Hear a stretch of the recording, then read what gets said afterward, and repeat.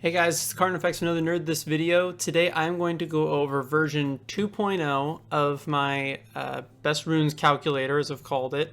Basically I've added a couple things to that. Nothing needed to change in the formula. The formula was all good. But I added a couple things in there, mostly regarding seeing more with non-crit and crit damage on abilities. But the main thing I added, so as you can see here, I have it up, right? Here's the calculator. I'm going to go into these. These are just here as notes for me. I'm going to reveal some stuff I have hidden in it's just white text right now later in the video. Main things I added right here. Just now you can see, in addition to average damage, you can see no crit and crit. So you can see with a crit what you would top out on an output. Obviously, this is all pre-mitigation. So, but the main thing we're going to talk about today is the Rune character guide. So first and foremost, this guide, right, some of this is not rocket science. A lot of it is going to be a general rule of thumb. There may be some select circumstances where ruining someone very differently makes sense. I will use the example of someone like Adam. So Adam, most of us just aren't using him, period.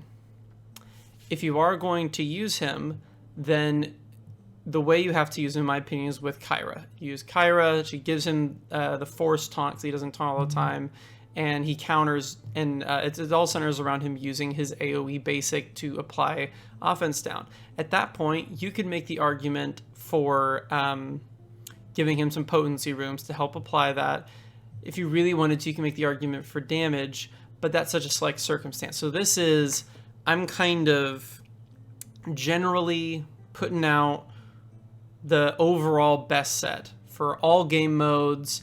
I may go in and change something here or there for like a special event coming around, but for most, I wanna fire and forget, right? I wanna put this on, I wanna leave it on, and know that it's gonna give me potentially the maximum benefit I'm looking for from this character, but if not, at least a really high percentage that you can get out of it. Another thing, since I know most people still have not unlocked speed mods yet, at least not even the first four nodes of it. So I have created a few here that these are the ones that are the obvious ones to me to throw speed on based on their current purpose in the game. This, just like my abilities guide, which I'm updating, I'm this close to putting out a video on it, it's going to change, right? Whenever the elf faction became necessary to unlock Ember, I made some updates on what was important ability-wise for the elf faction on that guide. Same thing is going to happen with this. There might be certain characters that get a good buddy release, right? Like potentially like Bori, right? He's not that meta breaking, so it won't be him, but someone like that where he has a match with a character like Kagi, who's not exceptional at the moment. And so this could change. Right now, a lot of these players are utility players. They have a very specific use in the game that all that matters is basically getting them turns as much as possible. With a couple of exceptions, Solis is obviously fantastic. So I'm going to go into this real quick. So CC stands for crit chance, CD stands for crit damage. I wasn't going to write that out a ton of times. So what you see here, this is sets, right? So if this says damage and CC, that means you want to have a damage, right? 1, 2, 3, 4, and a crit chance on that character. I'm going to be using my freeze art whenever I go over the rune calculator and talking about why you don't want to use crit damage. I will show you the math. There was an article I put out like very early in the release of this game. I don't know if you saw it, but it was something. This is something that's been kind of common knowledge for a while. I couldn't find a link to it. If anyone has it, feel free to post it in the comments. But basically, with the percentages as they are right now, it's not possible, even with 100% like crit chance from like buffs and everything, for crit damage to be better than damage. And I'll show you that math. Not all of, I won't go like crazy into it, but I'll show you that it's true. So that means damage is our friend. Damage is our friend for healers. Damage is our friend for DPS. Damage is our friend. Damage is a friend of mine. So there's a lot of people that are using at least one damage set. Again, some of that will change once we unlock speed, and I just kind of put some of the usual suspects here. Best set bonus, damage and crit chance. I put them in here even if I don't think they're great. Every character, including Ember, that we have available to us is present in this sheet right now. As we get other people and as speed becomes more accessible for people, I will update this. So Diesel, Rog, Ember, Eric, Showbreaker, Foul, Freezer, almost any damage dealer is going to be here. There are a couple exceptions within the potency range, but basically if you're a damage dealer, you're here. And even some healers are here. You can see, no, I put them in here. Right, so there's a couple that I put as, they're healers who do decent damage. So damage, and then you can give them either crit chance or you can give them health. It will depend probably more on like your speed secondaries and things like that as to what's best for them. And just depending on how you want to run them. Do you want to run your Soleus so that he does a little more damage with, you know, getting a little extra crit chance? Or do you just want, hey, I want to have this dude live, right? He's key. Same thing with Xantara. Since Xantara does healing with 2 damage dealing moves, it's really easy to make the argument for crit chance here. It's also easy to make the argument for survivability. Damage and health, in my opinion, no argument. You're going to have some of the less damage doing healers. Illyria was a hard choice. I could see putting Illyria here as well. The main reason I put health on her is, frankly, she's not as good a healer. And so keeping herself up and everybody else, I just would rather have more health on that team, to give myself a bigger tank so that if I overheal, I'm at least getting more healing out of that overheal.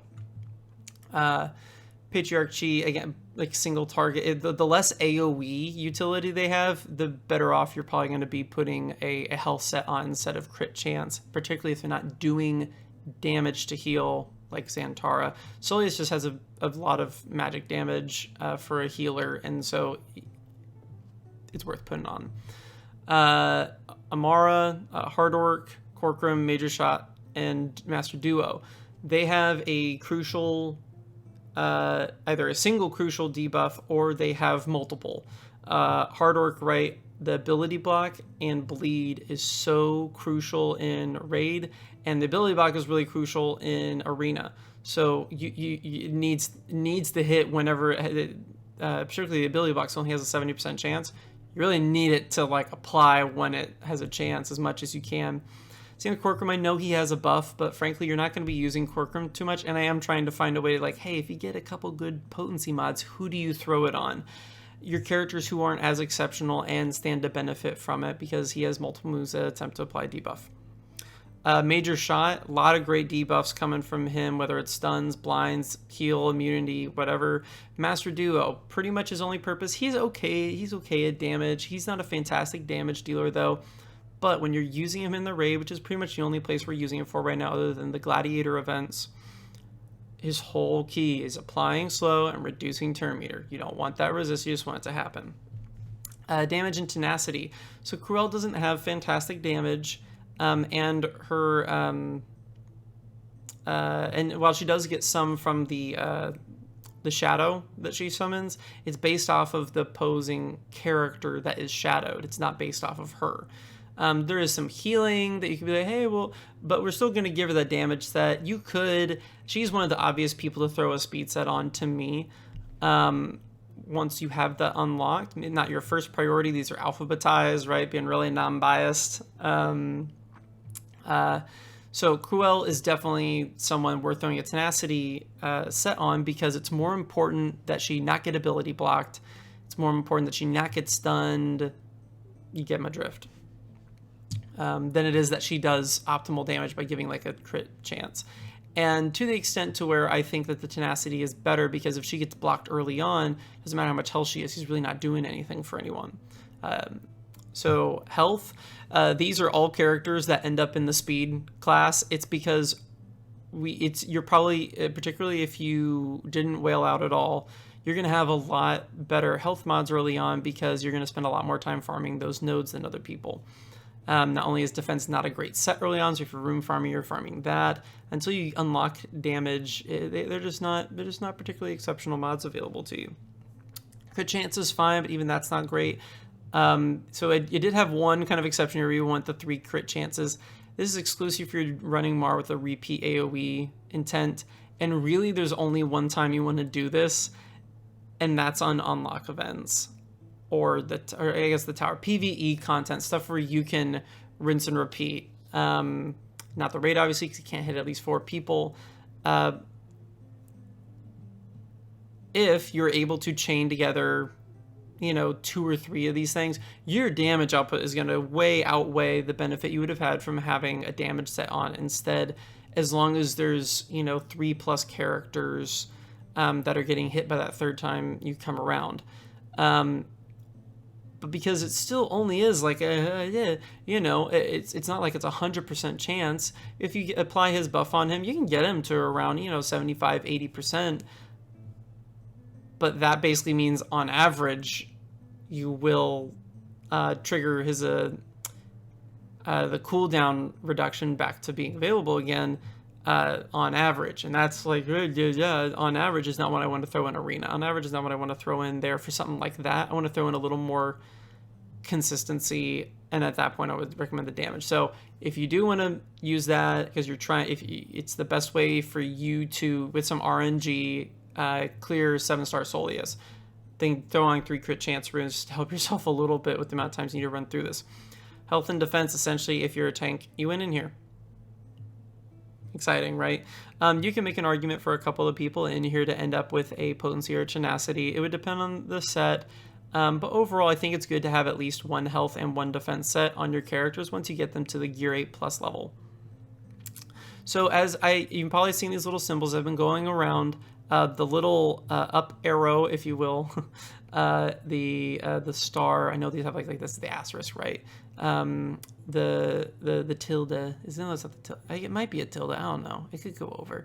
Anyway, I'm not getting too dredged up in that. Basically, these little symbols indicates a specific primary that you want to place on the character. So if it has a little up arrow, right, that means that you want to put a crit damage primary on the south rune, right? If it has potency or tenacity, then that means on that, on that northwest rune slot, you want to have the primary, if at all possible, a potency or a tenacity primary. So the main stat that goes up with every level, not one of the 4 secondaries at the bottom that you get as you develop the rune. So if you go through, right, like Dieselrog, he's someone you want to give potency and crit damage to. He applies an AoE defense or armor decrease. That's great. Freezard, right, we know all the stuff he does. But then someone like Puncherface, he applies no debuffs. Why would you put that on him? And I'm not even saying you couldn't put, if you thought there was a circumstance where, hey, I'm going into this event and I know that there's like a hard orc and a Kyra. I'm really concerned about my Puncherface getting ability blocks. We can't throw down his AoE in order to allow me to evade taunts. Then throw a tenacity. This is not saying it's a dumb idea to put on. Now, if they don't apply any debuffs, don't put a potency primary on them. Unless you really need like some high speed secondaries that just happen to roll on that, you need it on that character. Fine, but so it's not saying that you can't put that there. It's saying with at least some, so even the crit damage ones, right? I'm going to go over this when we go back to the rune calculator in a sec. As long as you have between everything 20 to 25 plus crit chance, you should have a crit damage primary. It's the math works out. Yes, you're throwing in some RNG because it's only the amount of crit damage, but I do like the average damage value, even though it includes some RNG, because that's what's required to exceed the healing and mitigation capacities that particularly a lot of early games players run into. If you're consistently not able to exceed the amount of healing and mitigation, healing combined with mitigation that the enemy's able to put out, that's when you get in these irritating Tromgar v Tromgar matches. So go crit damage if you got 20 plus crit chance. There you go. And if you don't have that, try primarily with your secondaries and that that two-piece crit chance set to get yourself over. So yeah, again, you can see like some characters who do and have some certain things. So let's go over the speed peeps real quick. Here's why they're in here. Cruel, again, her job is to put that invisibility down before anyone else goes on the second turn, so that they can all hit someone other than Dromgar, right? Whoever the tank is, but it's Dromgar. Kagi, because right now his primary use is to give speed buff to everybody, do a little bit of AoE damage, potentially have a chance of... There's really no reason you should be using Kagi. I can't think of a reason you should be using Kagi right now, but he's someone who, hey, if you're going to put something on, be speed. Old Lore, certainly not terrible. A lot of people built him up a little bit early on because he was someone you could use for like 3 tournaments in a row, and he was required for one of them. So Old Lore, he has a multi-hit, and with his self-buff, he can give himself some boosted accuracy, which is great because that means that he's less likely to miss one of those. Good for knocking off scales in like a secondary, third, fourth, Erachar team. Rantha, her primary job right now, at least if you have like kind of all the good characters right, is doing multi-hit. Well, it's providing her leadership of extra damage to everyone else and sustain to the orcs, but then also doing multi-hits on Erachar. So how do we get her more multi-hits, or more consistently get her multi-hitting? We increase her speed. Shaolin, same reason. He's going to be your guy knocking off scales, give him more speed. It's the quicker he's going to be able to get his specials back up and be able to more regularly knock out the scales. And Soleus. So Soleus is someone who you can easily make this argument for, even with speed runes, for a lot of content. For Arena, and even some of my earlier, when I did my roster reviews, prior to speed being released, you having access to it, I should say, you want to run Soleus on a damage set, and you want to have him be right under your 90L in speed. You want to have your 90L be pretty fast, right? You want to make her your fastest character probably, within reason. And then you want to have Soleus be as close behind her as you can, because it means that she's always going to knock off a debuff right before it would get to him. If you leave a bigger gap, it leaves more room for people to sneak in after your 90L and apply a debuff before she can take it off him before Soleus' turn. With the release of speed, because Soleus has so much base speed, I think at that point you are better off putting all your best speed stuff on Soleus, still making sure you have something on your 90L for Arena specifically. There's still a little more argument to me for using him in PvE content with the damage set, but speed for Arena for sure. So a few more general rules of thumb. Every character should have a speed primary except for Salvador. Again, Adam is a good person to use as an example for someone you might not, in that very specific circumstance where you use an Akira, giving him his counterattack because you max out Adam's basic to give the offense decrease to people. You would actually want him to be slow in that case, because you would want as much time on those counterattacks as possible, that people were being forced to hit him. So these are general rules of thumb. The significant majority of the time this is going to be the case. Probably less than 10% of the times there are going to be a circumstance where you want to deviate from it, but there are circumstances, and I'm not saying that there are no circumstances where you should deviate. That page would have simply been obnoxiously big and no one would have read it anyway. Health primaries are better than shield primaries until Gear 8. They essentially become equal at Gear 7 for most characters. It depends on their class and their gearing, what they get up to that point, what stats it builds up. But as a general rule of thumb, they're better until Gear 8, and upon Gear 8, shield becomes better, and that's simply because shield gives you a lot more for each level of the rune when it's on a primary. So flat secondaries are better than percent secondaries. Now, this may change once we get 4-star, 5-star runes. I don't know. It might not change. Right now, flat secondaries better than percent secondaries whenever the option is both. There's no flat potency, right? We're not talking about that. But armor, damage, health, shield, all that, the flat is better than the percentage. Now, it doesn't mean that if you have like a really low roll on a damage that only has 1 hit on it, but you have a green one that got a double hit on damage percent really high, might be, you'd have to know what the number is. Okay, so here we are over at the Rune calculator. Again, the updates I made were this guy right here. So I'm going to go ahead and reset this. I've been doing some experimenting. But anyway, here's where I'm going to show you why damage is always better than crit damage right now with the current set bonus levels that exist.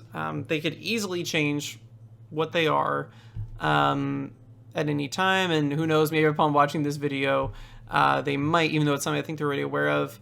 I think I mentioned this earlier, but just there was an article that came out really early in the game. I couldn't find it. If you find it, put the link in the comment. I appreciate it. But basically, crit damage cannot be better than damage, and I'm going to show you it and then explain it. So right here, you can see I have a this is my Freezard. Let me pull up my Freezard real quick. Basically, I kind of reverse engineered, like I took off all my runes and I added on runes and I did algebra and all that stuff in order to figure out how to calculate this. So if no crit, it should be within a point.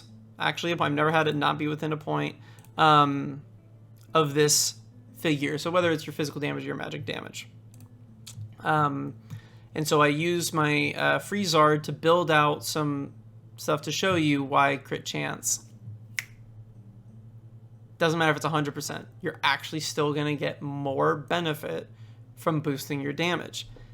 And so real quick, I'm going to show you. So you can look right now. I said basically if you have 20 plus effective crit chance, so between all of your secondary sets based from year and stuff, you should be using a crit damage primary on the South Rune. I'm going to go ahead and show you. I'm going to go ahead and change this. So all I'm doing is this is like as if I had the exact same mods as the current damage that I had, and I just switched it with, it was a crit damage set with the exact same secondary, exact same primaries. Before, my crit damage, this is even when I'm critting, was 14,713, and it actually dropped by switching to a crit damage set. Now, I'm going to show you the scaling here after, but I'm going to explain this first. So I saw this on a video once when I was in like grade school. I just always remembered it. So I'm like, oh, that was actually a really good explanation of why this is true. So here I have 2 rectangles, right? And pretend these are like squarish. So you have 2 rectangles with one, all squares are rectangles, and this is a rectangle because it's not a square, that have the same perimeter, right? 4, 4, 4, 4, 16, 6, 6, 2, 2, that's another 16. But the surface area that they cover is different. Here, you get 16. Here, you only get 12 numbers.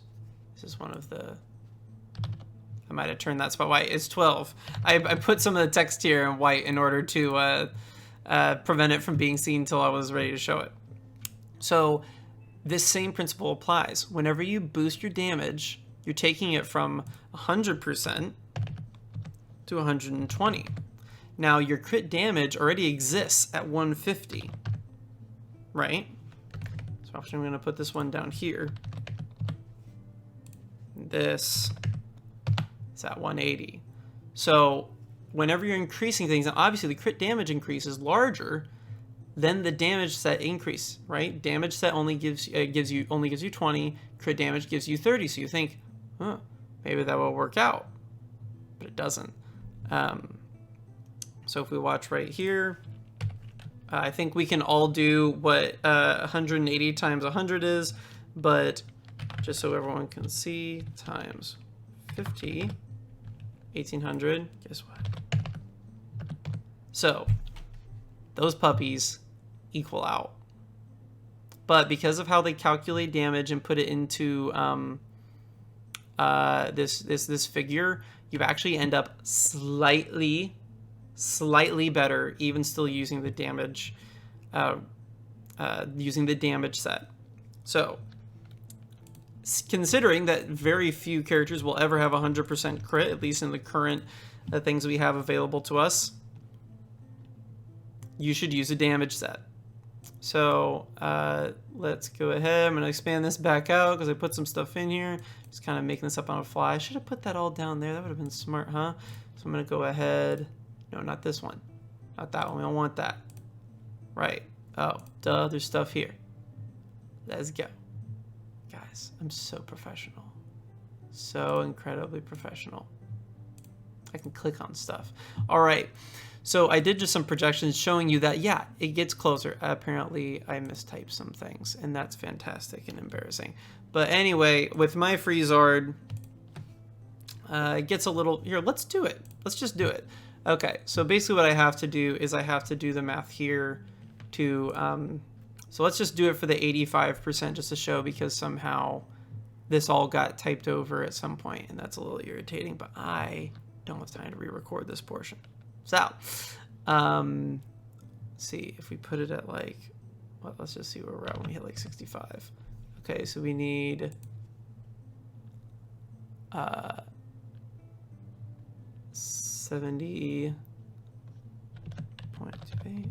Okay, we're going with 80. 75. I said 85. Sorry. Okay, so I got that right here. That's gonna do crazy stuff to our effective crit chance, right? Our average damage skyrocketed, right? The crit didn't, because we didn't add any damage, right? We only added the chance that we would crit. So our average damage goes to bonkers 13795, right? What happens if we switch this to the crit damage set? Ooh. It actually drops. So, my point with all this is, even if you get all the way to 100% crit chance, I was doing the average damage for that one. I guess I just did it based off of the ability there. So these are all based off of this average damage figure. And I have done a little bit of modding since I made these, so these won't even be completely accurate for the current version of my Freezard. But all that to say, damage set, better than crit damage set. If they want us to use crit damage set, they need to change the percentages on something, hopefully giving us more crit damage. But anyway, I hope this was useful. I know that a lot of people have asked me, just like generally, like, what kind of runes should I have been throwing on here? I don't like the RNG aspect of it. I don't want to take the time to wrap my head around it. Can you show me what's good? So this should answer a lot of the stuff. Again, there are specific circumstances that may be better actually to use something a little different, but you're not going to go wrong. You're certainly not going to go wrong using these recommendations, even if there are specific circumstances where it might be a little more right to do something else. As always, if you see me, feel free to hit me up on the forums, and just let me know what you guys want me to do. That's it. Have a good one.